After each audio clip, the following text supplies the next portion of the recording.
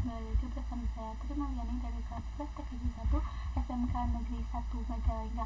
Di sini saya akan menjelaskan tentang VPN tunneling. Nah, ini adalah materi yang akan saya sampaikan. Yang pertama ada konsep VPN tunneling, yang kedua ada jenis-jenis VPN tunneling. Untuk materi yang pertama yaitu konsep Virtual Private Network atau VPN. Secara umum dapat digunakan ketika menginginkan cara aman untuk mengakses jaringan LAN melalui internet dengan menggunakan konsep tunnel. Contoh dari VPN tunneling sangat luas dan beragam. Kita bisa ambil contoh sederhananya ketika terdapat satu perusahaan di Jakarta yang ingin terhubung ke cabangnya yang berada di Semarang dengan bisa mengakses jaringan LAN yang dimilikinya secara aman. Cara kerjanya dengan memanfaatkan tunneling, yaitu membuat terowongan atau interface virtual yang dapat berjalan pada internet. Di antara cabang khusus yang diimplementasikan yang bisa digunakan pada VPN tunneling adalah menghubungkan antar site. Misalnya, terdapat suatu perusahaan yang mencukupnya sudah lumayan besar yang dimana perusahaan tersebut memiliki kantor pusat dan kantor cabang. Permasalahannya adalah antara kantor pusat dan kantor cabang terdapat geografisnya yang jauh. Misalnya terpusat dia berlokasi di Jakarta dan kantor cabangnya berlokasi di Semarang. Antara lokal di kantor pusat dan lokal di kantor cabang itu ingin saling berkomunikasi. Misal suatu perusahaan datanya sama, jadi biar bisa sharing itu pengen aksesnya lebih mudah. Kalau misalnya kita menggunakan layanan infrastruktur seperti fiber optik ataupun kabel ataupun berusaha pasti memerlukan biaya yang cukup mahal. Oleh karena itu, pada perusahaan tersebut bisa menggunakan yang namanya fitur VPN tunneling. Jadi, antara kantor pusat dengan kantor cabang itu terkoneksi kamu dengan interface virtual yang namanya tunnel. Nah, tunnel itu disebut terowongan. Jadi, sebagai interval ketua yang menghubungkan antara kantor pusat dengan kantor cabang, syaratnya adalah antara kedua kantor tersebut menggunakan komputer mikrotik yang sama, kemudian dua mikrotik tersebut terkoneksikan dengan internet. Untuk internetnya, pilih menggunakan cloud. Susunan topologi yang pertama net, yang kedua mikrotik 1, yang ketiga mikrotik 2, yang keempat PC 1, yang kelima PC 2. Antara kedua mikrotik tersebut sudah terkoneksikan dengan internet, di mana internetnya menggunakan cloudnet. Bahwasannya antara lokal dengan cabang itu memiliki yang namanya jaringan lokalnya sendiri. Hubungkan PVC 2 dengan mikrotik cabang, PVC 1 dengan mikrotik pusat. Jadi, goalsnya antara kantor pusat dengan cabang bisa saling sharing data. Implementasi antara router pusat dengan router cabang itu tidak langsung terkoneksikan dengan kabel. Jadi, terkoneksinya dengan interface yang namanya tunnel. Setting hostname, caranya untuk mikrotik pertama dengan nama router pusat dan untuk mikrotik kedua dengan nama router cabang. Sebelum ke Winbox, kita harus menggunakan routing terlebih dahulu antara PC dengan PNetLab kita agar keduanya bisa saling terkoneksikan. Yang pertama, buka command prompt-nya, lakukan routing antara PC dengan PNetLab-nya. Lalu klik Run as Administration, kemudian lakukan routing untuk perintahnya bisa menggunakan root add. Kemudian definisikan network pada PNetLab. Nah, apa yang dimaksud dengan PNetLab itu? Jadi untuk netnya itu untuk cloudnya ini menggunakan cloudnet, dan cloudnet itu menggunakan IP kelas A yang definisi 10.0.1.137.0, maxnya 255.255.255.0. Gateway-nya masukkan IP PNetLab kita sesuaikan dan PNetLab masing-masing. Lalu buka aplikasi Winbox, kita coba hubungkan antara mikrotiknya dengan aplikasi Winbox. Cek terlebih dahulu mikrotik yang pertama dapat IP address berapa yang dari konfigurasi 1, yaitu kalau misalnya mikrotik terhubung ke internet itu namanya konfigurasi 1. Konfigurasi 1 itu IP-nya bisa secara DHCP ataupun manual. Yang pertama, login terlebih dahulu, ketik admin lalu klik enter. Untuk passwordnya kosongkan saja, lalu klik enter lagi. Setelah itu ketikkan N lalu enter, lalu klik ctrl plus C lalu enter. Setelah itu cek IP address-nya, ketik IP address print lalu klik enter, lalu cek mikrotik kedua sama kayak mikrotik yang pertama. Langsung koneksikan dengan aplikasi Winbox. Yang pertama, connect ke mikrotik yang pertama, pastikan untuk Chrome agent-nya kosong lalu klik connect. Setelah itu koneksikan dengan mikrotik yang kedua. Caranya sama caranya dengan yang pertama. Untuk mikrotik yang pertama, setting hostname-nya dengan nama R pusat, lalu klik menu sistem. Setelah itu ke identity dan ganti namanya dengan R pusat, lalu apply. Setelah itu klik OK. Untuk mikrotik yang kedua, setting hostname-nya dengan nama R cabang. Yang pertama, klik menu sistem. Setelah itu karaoke identity dan ganti namanya dengan R cabang. Setelah itu klik apply dan klik OK. Untuk hostname-nya sudah terganti, kita ganti deskripsinya juga. Kita implementasikan untuk yang router pusat. Yang pertama, matikan DHCP client lalu pergi ke menu IP. Setelah itu ke DHCP client. Kemudian untuk bagian routers, pastikan tidak ada yang mengarah ke internet. Kemudian untuk DNS-nya kosong. Setelah itu kita coba masuk ke mikrotik pertama karena IP sudah tidak ada. Jadi bisa kita lakukan konfigurasi lagi. Setelah itu klik 2 kali pada router mikrotik pertama, lalu ketik IP root print atau kosong.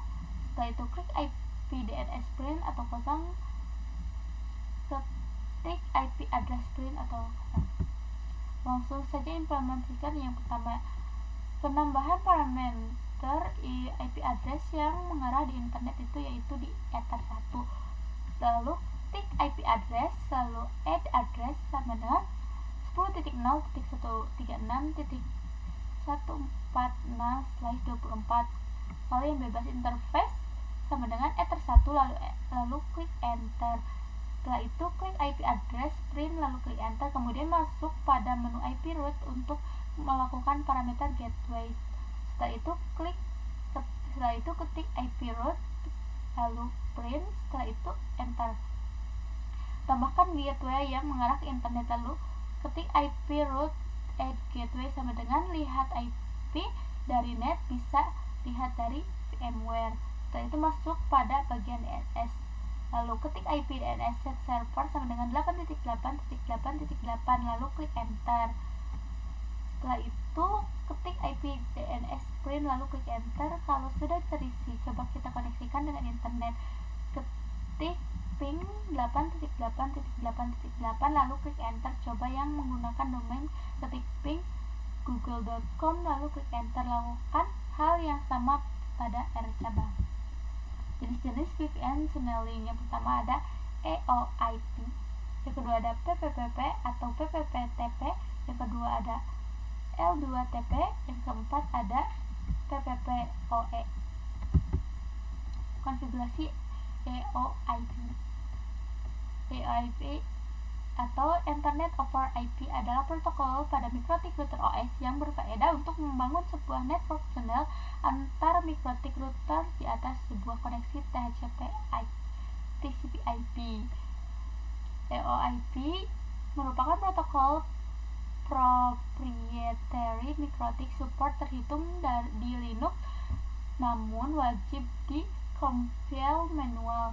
Maka untuk memanfaatkan fitur ini, router di head of phase dan router di branch of phase wajib menggunakan router mikrotik. Untuk membangun tunnel, kedua kantor baik kantor cabang ataupun kantor pusat meski terkoneksi ke internet. EOIP tunnel menghubungkan antar site yang dimana antar site itu harus yang memiliki network yang sama. Interface add EOIP tunnel. Konfigurasi EOIP. Untuk konfigurasi EOIP tunneling, yang pertama buka pada menu Winbox R pusat kita, lalu klik menu interface. Setelah itu klik tambah lalu cari EOIP tunnel. Untuk name-nya saya namakan EOIP tunnel to cabang. Remote address-nya ketikkan IP address router cabang. Untuk tunnel ID-nya itu 25, lalu apply dan klik OK. Nah, di sini belum terdapat tanda R yang biasa dikenal dengan running karena kita belum menambahkan pada router cabang. Yang pertama, buka Winbox pada router cabang. Yang kedua, buka menu interface. Yang ketiga, tambahkan lalu cari EOIP tunneling. Yang keempat, untuk name-nya saya namakan EOIP tunneling to pusat. Remote address-nya ketikkan IP address pada router pusat. Tunnel ID-nya 25. Nah, di sini sudah berhasil ada tanda running atau R. Nah, di sini kita coba ping dari router cabang ke router pusat.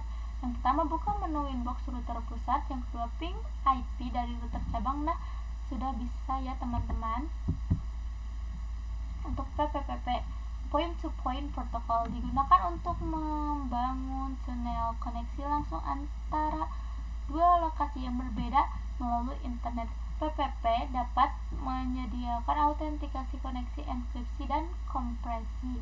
Router OS mendukung berbagai tunnel PPPP seperti PPPoE, SSTP, L2TP, PPTP, dan lain sebagainya. PPTP, Point to Point Tunneling Protocol, merupakan salah satu tunnel yang menyediakan enkripsi melalui IP. Merupakan tunnel yang banyak digunakan karena hampir semua OS support PPTP client.